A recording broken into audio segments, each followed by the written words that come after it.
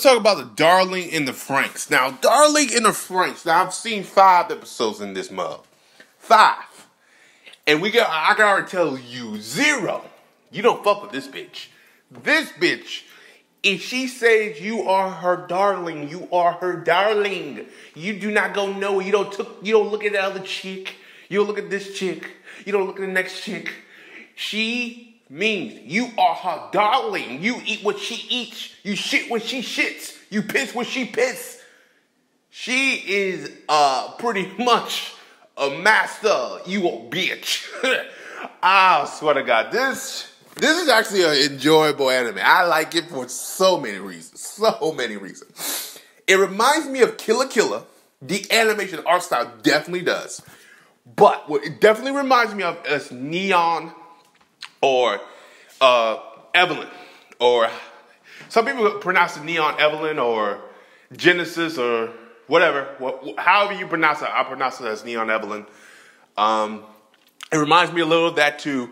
But what gets me is the characters. The characters in here are pretty interesting thus far because we all know how a character starts out. Because look at a Nolan Zero. If y'all know that anime, that started good, and after a while, that shit went downhill so fast. It was a goddamn shame. It was a goddamn shame. It was a goddamn shame. Oh, tongue tie right now. Goddamn, it makes a goddamn avalanche look how good. I mean, seriously, that shit went downhill so fast. But the point is, I hope doesn't follow that route, but this is a very good show. It's very good. It's probably the best anime I've seen thus far this year. Hands down, for the winter of 2018. This anime thus far is, by God, beastly. I love it. I love it to death. Matter of fact, I love it too much. I'm thinking about doing reviews of this anime because I really do enjoy it. There's some problems anyway because they had a last previous episode and there's more to the mystery with Zero, and then find out the main character has something stuck to him, which I don't want to spoil if you haven't really seen it. That's all I gotta say. There's a big connection to him and Zero, which it looks like some high type shit. And I was like, dear Lord. Now, there's theories going out there that there's 2 things. The main character might die, which like I said, I hope it goes to a Nolan Zero route, but do it better. There's other routes where it might do. There's another route that it might do that it might go but then again, I don't think they have the balls to kill off the main character, but we'll see. We'll see, because what's going to happen is the main character, Zero, the girl I told you about early on, when you see the other pictures, she has, I want to say, a god complex. Maybe some people might say that. She more has this complex. Well, again, let's go back. Her character, the reason her character the way she is because humans have always treated her like an outsider, like some plague or some type of disease. And you see why she acts the way she does towards humans as livestock. Pretty much like, yeah, fuck you. I'm better than each and every one of you. And they all fear her and scared of her because she has horns and et cetera, et cetera. She's not human-like, you know. But I think what's going to happen is she eventually will see the light of day, and then she will treat humans a little bit better. But I don't think that's going to happen until maybe 13 episodes or 20 episodes in. Because the way she is now, that shit ain't going to happen very soon. Now, the main character, her character and the other main character, the boy, they're compatible because now he's compatible with her to pilot the pretty much mech suits. And let's talk about the mech suits. This anime, I would say, can work on Toonami, but there's a problem. There's so many PC warriors out there, SJWs out there, that I think this anime may actually hurt Toonami in a way. But then again, it might actually get Toonami some ratings. The problem is, okay, so they have the suits. And, okay, the way they pilot is somewhat Pacific Rim-ish, but then it isn't. Now, I'm going to explain. Now, in Pacific Rim, the way it's pilot is that there's a guy in the back and the girl's in the front. So you think, okay, that's no problem. Look, remember Aquarium, right? The anime Aquarium. Same thing, right? Okay, let's see. Let me finish. So the girl, she's in doggy style position. Hear me right. She's in doggy style position. And the guy's behind her just sitting there and she's in doggy style. And the way they connect 100%. And then you hear her scream, oh, that hurts. I feel it. See, at least in the Aquarium, they had that moment where they did fuse. They're like, but they went back and piling the suits together. And that was the only time you see it. Now, see, this, they didn't show anything else. But for this one, you get to see. Because she's in doggy style position. And that's majority of all the girls. They're in doggy style position. And I sat there, I was like, I like it. I don't mind it because, again, it's like, whatever, it's anime. However, I think the American audience will think that's so sexist and so weird.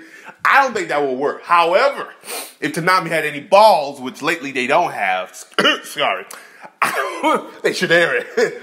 But I was sitting there watching, and I said, oh. Because I was saying, oh, this is pretty good Toonami should air. I saw that scene, I said, oh, shit. This may not be seeing the light of day on national television. Netflix, can you pick it up? But the funny thing about it, Funimation has already released the dub for it. And the dub is very good. I have to say, this is one of Funimation's best dubs they've done. Because the thing about Funimation now, they release a lot of dubs now. And before, when they used to release it, it always felt special because we never got it so fast. Now we get so many dubs, like, weeks after the anime comes out, and now it feels like, okay, this ain't that good. Okay, they rushed this dub. Yeah, you can tell they just cast random people. No, I sat there and I heard this dub, and I actually had to sit there and say, wow, this dub is really good. And then you sit there and it's done, and I sit there and say, wow, this dub is really good. Like they sat down and actually got somebody in the room and did a good casting call for this. I mean, this was really good dub. And there's certain guys who did dubs before I've never heard before, and I started following them. I said, wow, you were really good at this. You were really good. You know, and the main character who does him, he gets his character down, stoic very well. And the female character, main lead, Zero, they got her down to the T. Like I said, the dubs for this dub is really good to the point where Toonami needs to get this, or Toonami needs to get this. Problem is that scene I told you about with the unit, that might be the only key factor there. Other than that, there's no nudity or no sexism, nothing on that level. But that is the only scene. Now, do I think Toonami would edit it? I don't think so. But the problem is, it's just the way the world is now. Excuse me, the way the United States is now. I don't think that will work on television. But then again, at this point, Toonami barely has any ratings. They probably throw it on there. It might do well. I mean, because when I first saw it, I was kind of shocked. I was like, darling, the Frankxx. And I saw the picture. I said, oh, mech anime. Oh, they've been shitty. I can't do it. Because I love mech anime. My favorite animes one of my top favorite animes of all times are mech animes. I love Mobile Suit Gundam. Love all of them. Some have issues. Gundam Seed. Destiny. But I do enjoy them. I really do enjoy mech anime. And, it's just, I don't know. I really do hope this one, I hope Toonami looks at this and say, get it, because this is very different. And again, right now, Netflix, no Hulu has picked this up. None of those motherfuckers have picked it up. Usually they do wait a couple seasons to figure out which one's popular. This is among very popular. Like, this is what I do. I usually sit down and search the illegal websites, you know, certain websites, Kiss Anime, all those other BSs, and see what's the most popular anime. This is among the top 5 or top 10 on most of their websites. And I sat there, I was like, okay, that's good. Because there's an audience there for it. And the dub is very good. I applaud you. If you want to watch the subs are good too. But the dub does really, because I saw the dub first, which maybe that may, but the dub, and I actually enjoyed it. I was sitting there like, I want more of the dub. Then the sub was, I said, well, fuck this, I gotta watch the sub. I gotta watch the sub. Because usually what I do now for the dubs is I'll watch the sub all over, subs first, and then I go straight to the dub. Which is good, because you sit there, you say, you just rewatched it. I said, yes, but when you watch the dub again, you have a better understanding of what they were saying. Because again, you're constantly reading, you ain't fucking paying attention to what's going on the screen. But not on the damn dub now. That's really good. Like, for example, the dub really did help me to remember these most of the main characters' names, Zero. I'm still working on the other ones again. Give me time. But when I do another review of it, it'll be down the road. And you can tell I really like the show. I went 10 minutes talking about it. So there's something there. Other than that, that's all I got to say. As always, guys, like and subscribe. Peace, have a Johnson day. If you have seen Darling the Frankxx, please tell me Please tell me what you think about down there below. And if you guys want me to do reviews of it on a week-to-week basis, please, you know what?